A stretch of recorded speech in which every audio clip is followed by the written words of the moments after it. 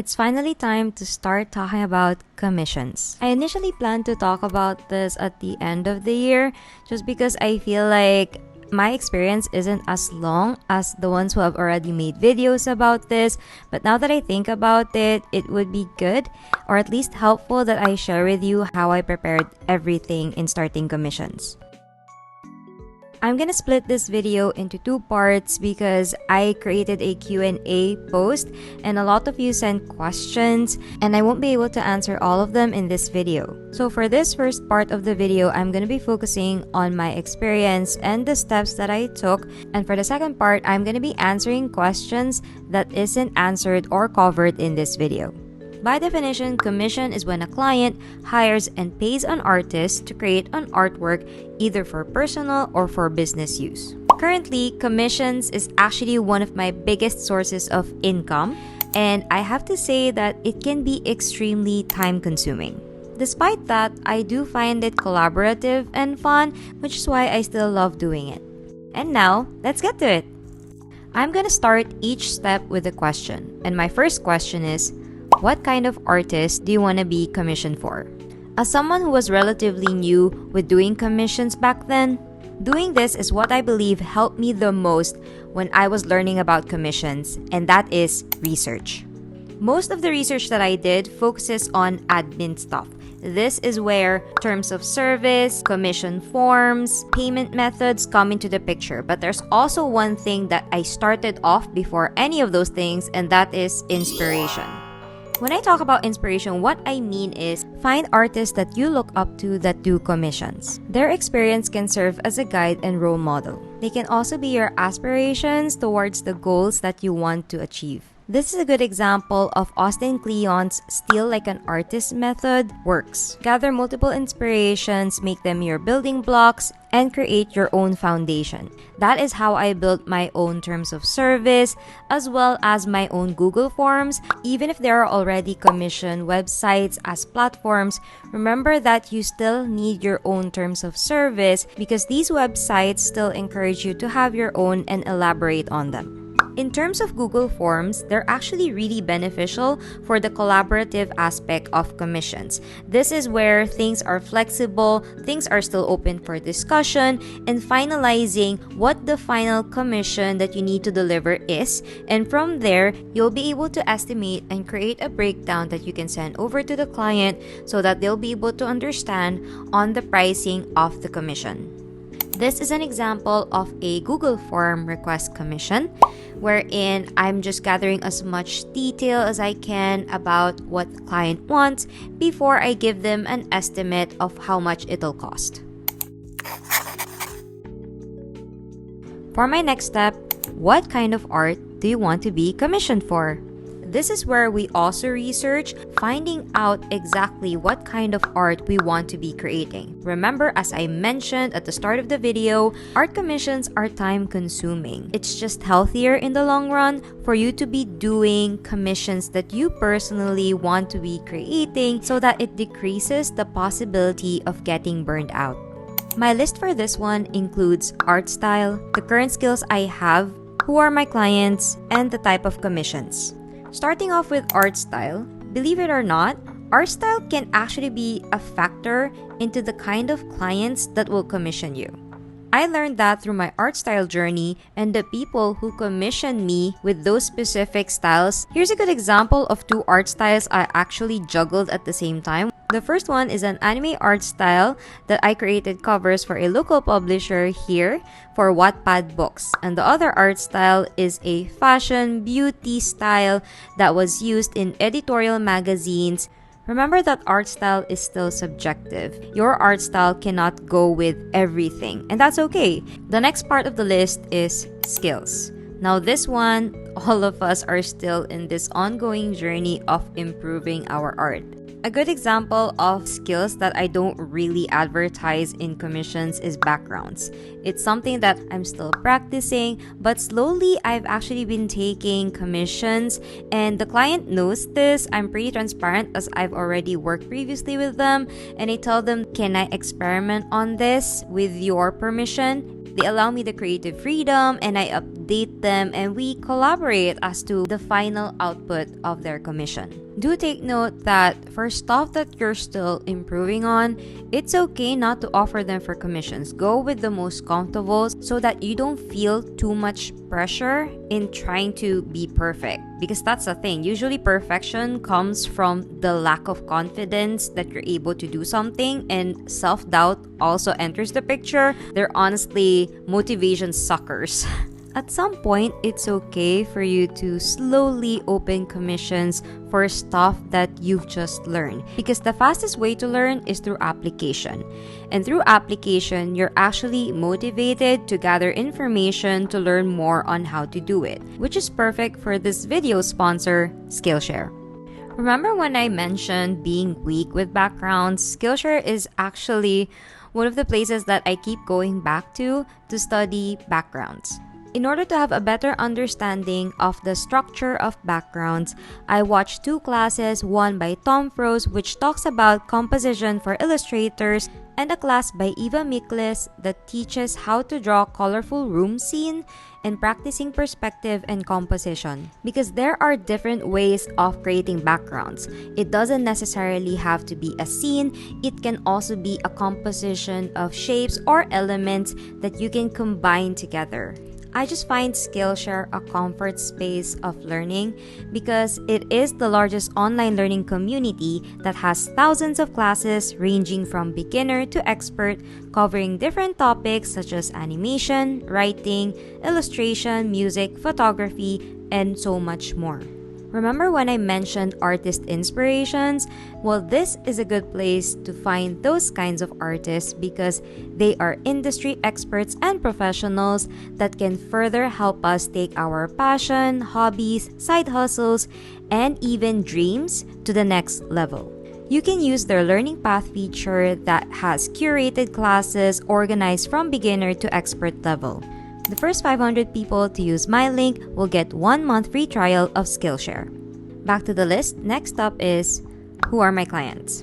This might be a hot take for me, but niching down on commissions can be a good thing based on my experience because it helps me narrow down and focus on the kind of clients that I want to work with. If you've been following me, then I'm sure that you've noticed that my current commission work are for streamers. Just because this is my current client pool doesn't mean it's gonna be like that all the time. Working on these kinds of commissions allow me to earn as well as study behind the scenes additional skills that I can use for other commission projects that are outside streaming. Some client pool examples are writers, publishers, game developers, licensing, various content creators, and so much more.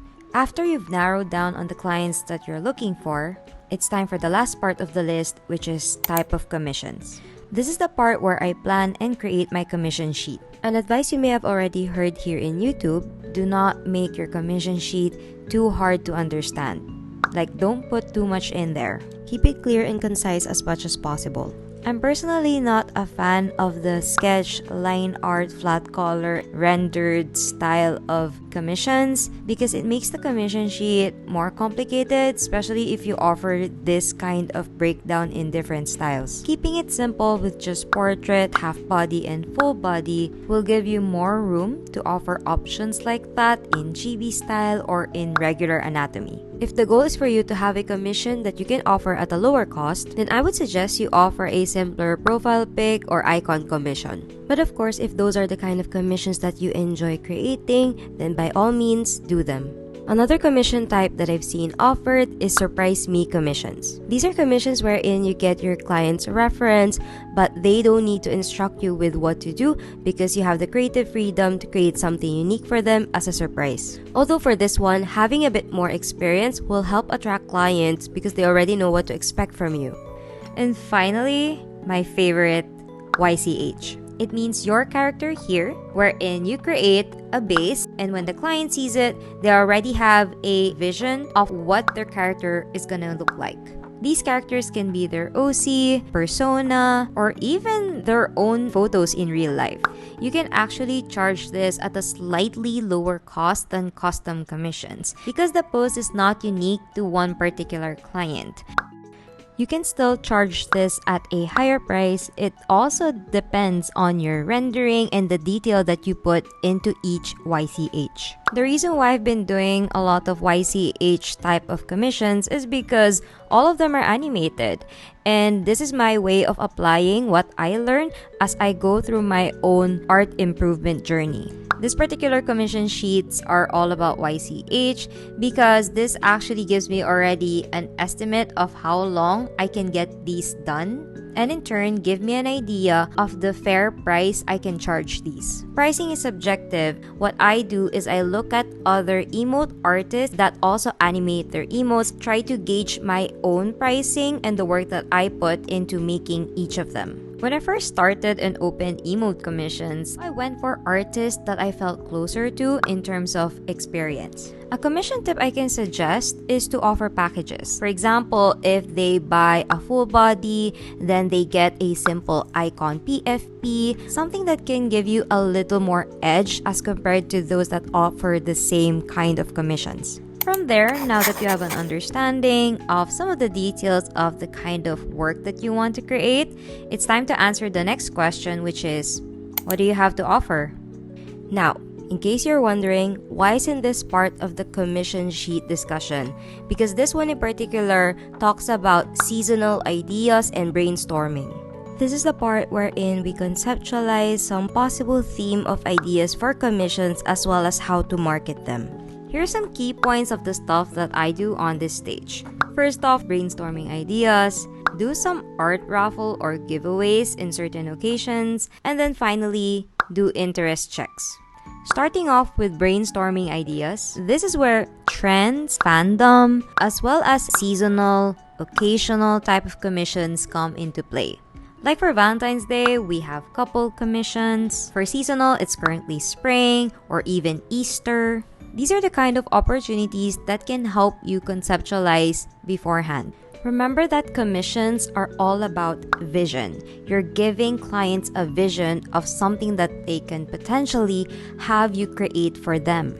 This doesn't just apply to commissions, it also applies to merch or collections that you want to release during the season. Here's an example of a holiday commission that I opened before, and as you can see, I provided multiple options, and honestly, these are just really fun for me.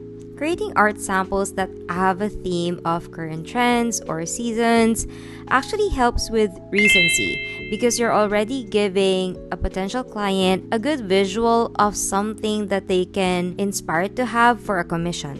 Next on the list is art raffles and giveaways. The goal here is to have as many eyes as possible and interest into what you're creating. This also helps you grow a following of potential clients that will eagerly await the next time you open for commissions. But do take note not to abuse this because you wouldn't want to be an account that keeps giving away free art, which would end up potentially lessening the value of your art. Instead, I encourage that you do this for special occasions such as your birthday giveaway or even milestones that you've reached. And finally, please don't be discouraged if you lose the follow that you gained through the raffle because this is pretty normal that there are just some people that would join and once the raffle is over and they didn't win, they unfollow.